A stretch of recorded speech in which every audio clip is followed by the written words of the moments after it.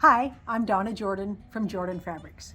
Today I'm going to show you how to make a quilt called Mosaic. I'm calling it Mosaic because it looks like artwork that's made with little pieces put back together, like in stained glass. That's a mosaic pattern. You might see that with tile work, little pieces of different color that are put closely together, perhaps with something between the colors like I've got the black here.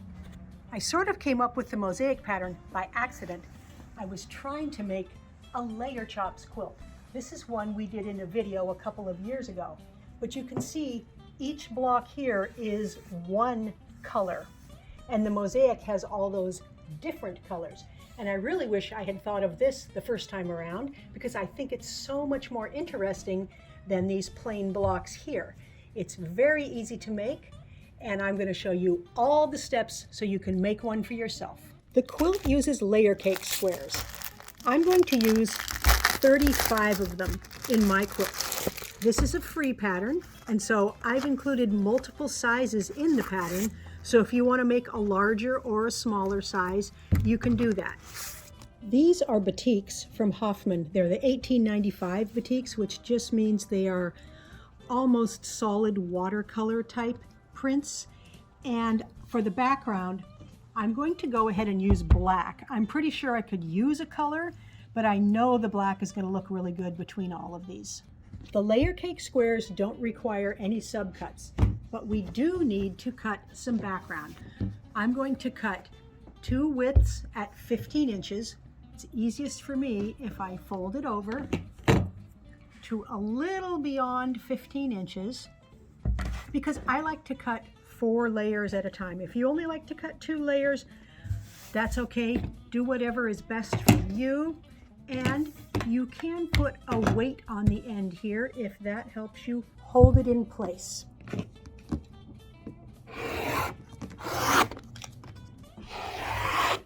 And these all get cut into 1-inch wide strips.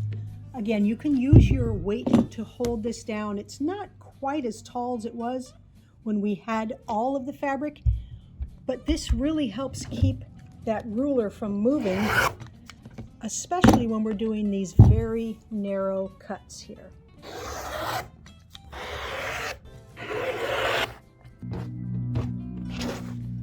Next step is to take 2 of our layer cake squares, and we want to line them up so all the edges are exactly lined up there, and we're going to make a random cut across the middle of it. So I'm not at any particular angle. I'm just going to cut just like this,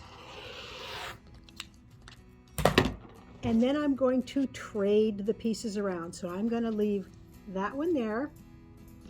It's going to go with that color, and then these 2 pieces will form another block. So I'm going to line them up so the edges are lined up here, and I'm going to take a pencil. I'm using a chalk pencil, and I'm going to make a mark right across the middle here. It doesn't have to be right in the middle, but you need to make a mark so we can line up these edges. So I've got a little mark on both sides there, and let's do the same thing over here.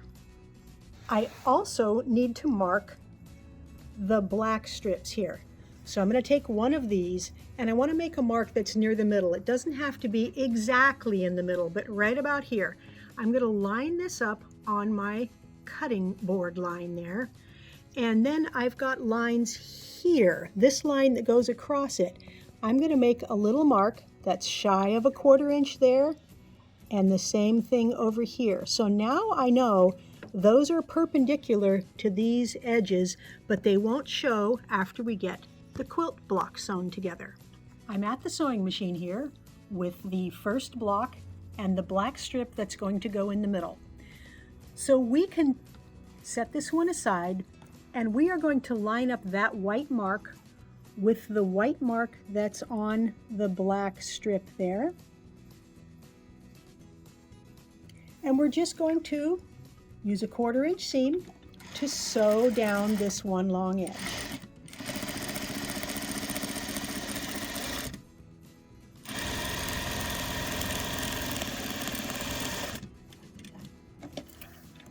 And I'm using a light colored thread here so that you can see the stitching. I will probably, when I'm done demonstrating, switch to a dark color thread because it's always good to use a thread color that is on the darker side. Now I want my seam allowance here to go toward the batik, so I'm going to just pull this open and draw my fingernail or my fingertip right down that seam, so I'm finger pressing it. The second half of the block fits like this. And if we put it right sides together like this, now we can see that mark there, and we can line it up with the chalk mark there. The reason we're lining these up is because when we're done, our block will be pretty square again.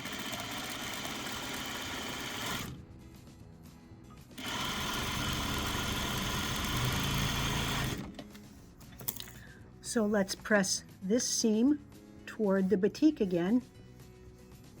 And you can see it's almost perfectly square again. And don't worry if yours isn't perfect, because when we're all done making the blocks, we are going to trim them down so they will be exactly straight. I went ahead and stitched up the second block, and we're going to use that procedure with all of our layer cake squares. But we're going to make sure that all the cuts we do are at random. So here's 3 pairs of squares. Let's do this one slightly to the right, this one slightly to the left, and this one we'll do slightly to the left and a little bit closer to the edge here. Every time you do this, no matter what angle you use, you're going to end up with a square every single time. So I'm going to go ahead, switch these all around, and get all of the blocks stitched up. All of those blocks are done. The next step is to take 2 of the blocks. So I've got 2 here. Let me turn it this way so you can see what I'm talking about. Both these blocks have a strip in them that's angled to the right here. So both of these are angled a little bit like that. I'm putting them both right side up, and I'm going to turn them this way, and I'm going to cut them again. I'm not using any particular angle, I'm just cutting right across the middle. And we're going to trade them up just like we did last time. So that goes there, this goes here. Line them back up so their edges line up, and they may not be perfectly lined up now because as we stitched the strips in, we may have lost a little perfection. But we're going to put another mark right across the middle where those meet. And then we'll line this one up. And again, somewhere near the middle, we'll take both of these and 2 more of the black accent strips over to the sewing machine. We'll be working with just 1 block at a time, so I'll set these aside for now. That's the block, and here's the accent with the marks in the middle. So all I have to do is put this on top and line up these chalk marks, line up the raw edges,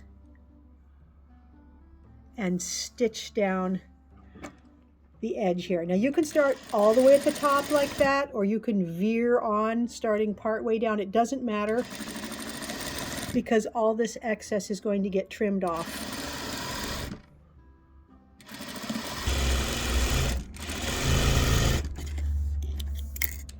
This time, the seam allowance is going to go toward the black accent.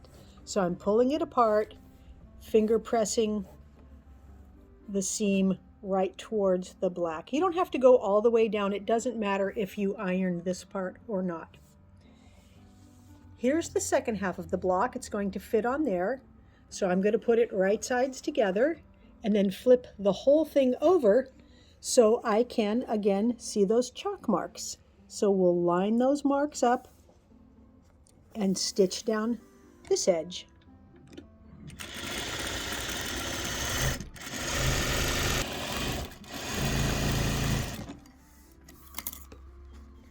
Finger press again toward the black accent, And now you can see we've got a 10-inch square, and it's got all these nice lines in it. I'm coming to the last part of the second block, and let me show you how different it looks. Even though these were cut from the same 4 fabrics, the shape is unique for each of the 4 pieces. Makes the quilt very interesting to have all these different shapes.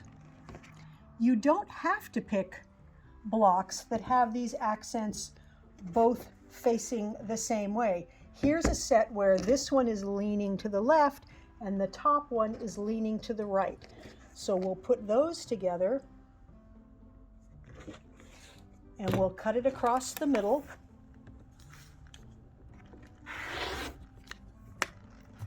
Trade up the pieces.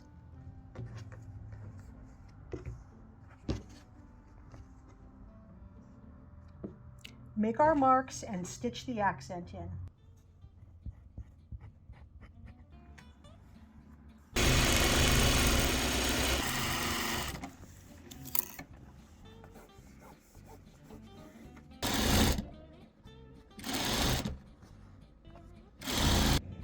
The blocks are all stitched up, they're all ironed nice and flat, and the last step is to trim these down so they're exactly square. So I've got my rotating mat here, but you can do it on your regular cutting mat, and I'm just going to trim them to 9.5 inches. So I've put it pretty much on the lines on here, and I'm going to just move in a 1/4 inch here. And then we'll spin it around. We'll go a 1/4 inch in from that line. And I'm going to do that all the way around, and it will end up exactly 9.5 inches square, and it won't have any of these tails left on the block. And it makes it so easy to stitch these into a quilt when they're all exactly trimmed to the right size. This is one of the parts of making a quilt that I like the best. I love laying out the blocks, and these are so fun. Every block is slightly different, and I'm just going to lay them out 5 blocks wide, 7 blocks tall, and after I get that done, I'll move the colors around so I can make sure I don't get 2 of the same color lined up right next to themselves. That's all 35 blocks that I made, and I actually haven't traded any colors around, and I don't think I'm going to. It looks pretty balanced already. Since the layer cake had so many different colors to begin with, it was really easy to get those colors sprinkled throughout the quilt. All I have to do now is make the rows, sew the rows together, get it loaded onto the quilting machine. It's time to pick a thread color, and there really is not a wrong choice here. Any color, I think, is going to look marvelous on here. We could use blue. There's a lot of shades of blue. It's going to blend in most of the spots. It'll show a little bit against the black. We could even use black. That would be quite dramatic. And even on the lightest ones, it'll show a little, but not a lot. This medium green, very good. Barely shows on the black, but I think I'm going to go with a nice dark green. This is not going to show on the black at all, and it's going to show a little on the very lightest, but not in most of these dark areas. For the quilting pattern, I'm using one called Calm Waters. It looks like ripples of water, and this looks really good with batiks, so I think it will match very nicely with the quilt we're doing today.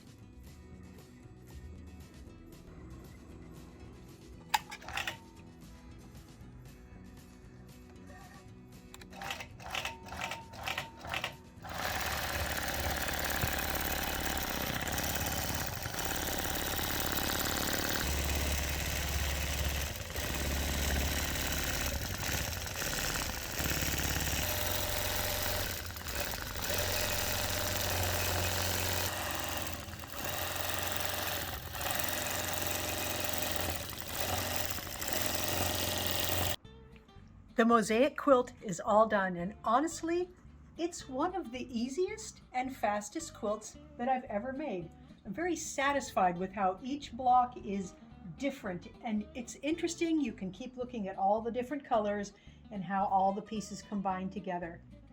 The quilting pattern in calm waters, it really does enhance the batiks, and it doesn't fight with any of the patchwork at all. I used black on the binding. It's the same as what we used in the blocks. And the back is a dark green watercolor. You can't see the quilting, but it's still very pretty.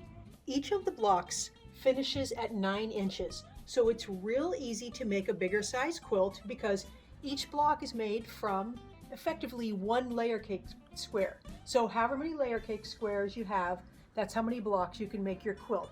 So mine is 5 by 7, so it's 45 by 63 inches.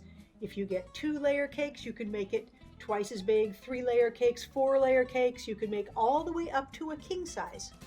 I did consider adding sashing between all these blocks, but once they were done and I laid them out, I thought it looked so good, I'm going to go ahead and finish it like that. But the blocks I showed you earlier, I went ahead and stitched those together, and I added sashing between all of the patchwork blocks. And I think it turned out really nice as well. I can't decide which one I like better. I like them both, but this is just very interesting. It looks a lot more like stained glass. I would like to know which quilt you like better, so be sure to leave a comment and let me know, with sashing or without. Thanks so much for watching our video today. We have such a good time making the videos and sharing our quilting hobby with you that we do a giveaway at the end of every video. Today's giveaway is a quilt called Star Sampler. It's all made with batiks in my favorite colors, purples and blues. There's a lot of little patchwork in here. You can see the stars here. I love the backing, all the different colors in there. It's very easy to enter.